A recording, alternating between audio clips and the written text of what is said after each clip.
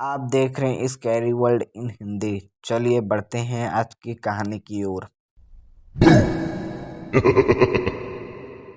यह बात बांग्लादेश की है। शाह आलम जो बांग्लादेश में रहते हैं, उन्होंने यह स्टोरी हमें भेजी है। शाह आलम के एक चाचा थे जो कब्रिस्तान की रखवाली का काम करते थे। वह कब्रिस्तान के रखवाली करने के और कब्रिस्तान खोदने का भी काम करते थे। एक दिन शाह आलम के चाचा ने रात के समय शाह आलम के घर का दरवाज़ा खटखटाया। शाह आलम ने दरवाज़ा खोला तो देखा उनके चाचा बहुत डरे हुए थे और कँपा रहे थे। शाह आलम ने जब डरने का कारण पूछा तो उन्होंने सारी बात सुबह बताने की बात कही और कम्बल लेकर सो गए। सुबह होने पर उन्होंने बताया पिछले शाम को जब वह कब्रिस्तान में एक कब्र खोद रहे थे तो कब्र के पास के जमीन के नीचे से बड़ी ही अजीब आवाज़ आने लगी, जैसे कोई कुछ खा रहा हो। और कुछ समय बाद उस जगह की मिट्टी अपने आप ही जमीन में धंसने लगी।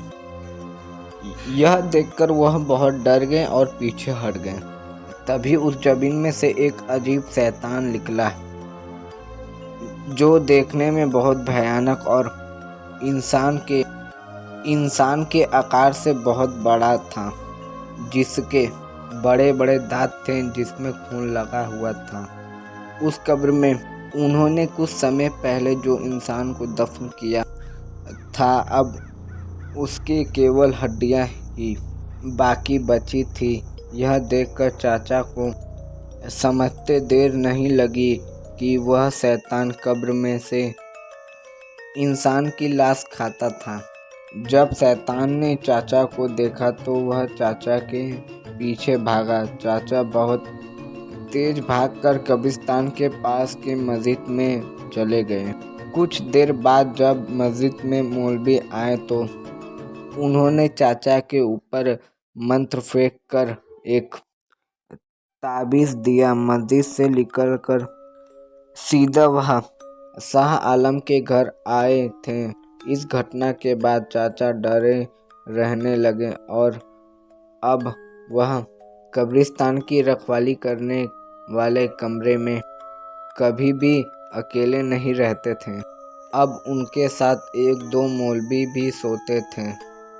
एक रात को जब चाचा सो रहे थे तो फावड़े की आवाज़ आने लगी, जैसे कोई फावड़े से मिट्टी खोद रहा हो। फावड़े चलाने का काम तो केवल चाचा ही करते थे, तो उन्होंने कमरे की खिड़की से बाहर कब्रिस्तान की तरफ देखा।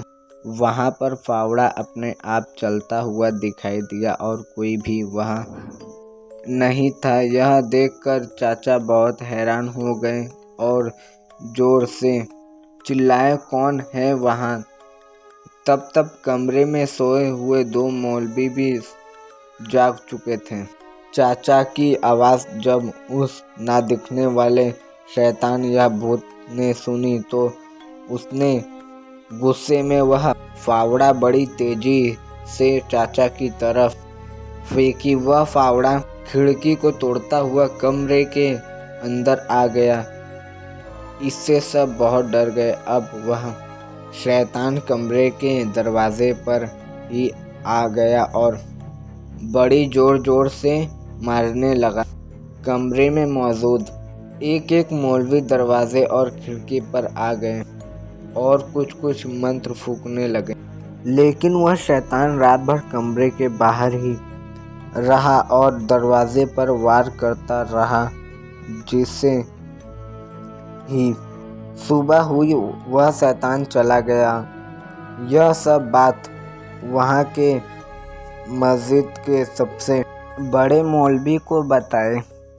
उस बड़े मौलवी ने कहा कि मुझे इसका इलाज पता है, आज रात मैं तुम्हारे साथ सोऊंगा। अगले दिन रात को जब सब डरे हुए सोए थे तभी आधी रात को फिर से फावड़े चलाने की आवाज़ आने लगी। अब की बार बड़ी मौलवी ने कहा, मुझे इसे देखने दो। वह दरवाज़ा खोलकर मंत्र पढ़ते हुए फावड़े के तरफ चले गए। मौलवी ने उस फावड़े को बड़ी तेज़ी से हवा में घुमा दिया, जिससे बहुत ही दर्दनाक आवाज़ आई, जिससे फावड़े से किसी के सीने में वार किया हो। मौलवी ने इसके बाद इशारे से सबको वहां आने को कहा। उन्होंने चाचा को एक बड़ा गड्ढा खनने को कहा। उन्होंने बताया कि वह शैतान जो दिखाई नहीं दिखा रहा है वह अब मर चुका है और फावड़ा उसके सीने में लगा हुआ है। इसके बाद वह शैतान को बड़े मौलवी के कहे अनुसार फावड़े के साथ ही दफना दिया गया। इस घटना के बाद यह बात चारों तरफ आग की तरह फैल गई और उस कब्रिस्तान को बंद कर दिया गया। अगर आपके पास भी कोई ऐसी रियल हॉरर स्टोरी है तो हमारे इंस्टाग्राम पर डीएम करें।